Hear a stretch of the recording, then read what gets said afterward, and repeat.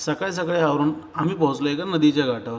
त्या घाटावरून उजव्या हाताला वळून पाहतो तर हे भलं मोठं शिल्प दिसत होतं. हे शिल्प पाहिल्यानंतर कळालं की अरे आपण हे तर आजपर्यंत गुगलवर पाहत होतो. हे होतं माहेशमती साम्राज्य, ज्याचा रामायण आणि महाभारतात उल्लेख केलेला होता. सरपंचामुळं आज आम्हाला आमची इच्छा पूर्ण झाली होती आणि आम्हाला माहेशमती साम्राज्य पाहायला भेटलं होतं. तिथे आपले काही महाराष्ट्रीयन बांधव भेटले होते. त्यांच्याशी चर्चा करून गेलो आम्ही मग चहा घ्यायला.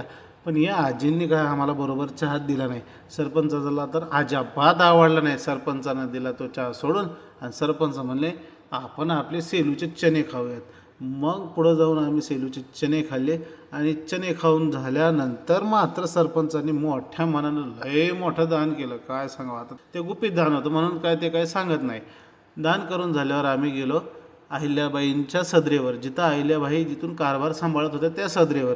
तिथं बाजूलाच साडी विणायचं काम चालू होतं. सरपंचामुळं जे जे आम्ही ऑनलाईन पाहत होतो आजपर्यंत ते प्रत्यक्ष याची देही याची डोळा आम्हाला पाहायला भेटत होतं. विणकाम पाहून झाल्यावर आम्ही अहिल्यादेवींच्या दैनंदिन पूजेच्या मूर्तीही पाहिल्या. तिथं त्या पाहायला ठेवलेल्या होत्या, परंतु तिथं कॅमेरा अलाव नसल्यामुळं तिथलची काही रेकॉर्डिंग केली नाही.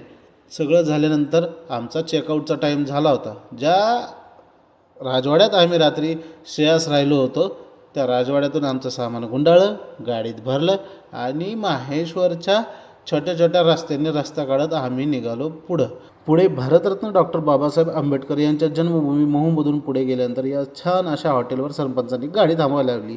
कारण सगळ्याला लागली होती कडकडून भूक. आणि या हॉटेलवर मात्र आम्हाला कालच्यापेक्षा लय भारी जेवण भेटलं. बाजरीच्या भाकरी, झणझणीत भाजी वगैरे सर्व काही. म्हणून आम्ही केलं सर्वांनी पोटभर जेवण केल्यावर मात्र कोणालाच काही सुधारणा. म्हणून एका ठिकाणी गाडी थांबून रूम केली बुक. त्या रूममध्ये चेक इन केल्यावर जेच आम्ही तराट पडलो. कारण उद्या कुठं जायचं आहे हे उद्या सकाळीच कळणार होतं. तर भेटूया उद्याच्या ब्लॉगमध्ये. तोपर्यंत राम राम, काळजी घ्या.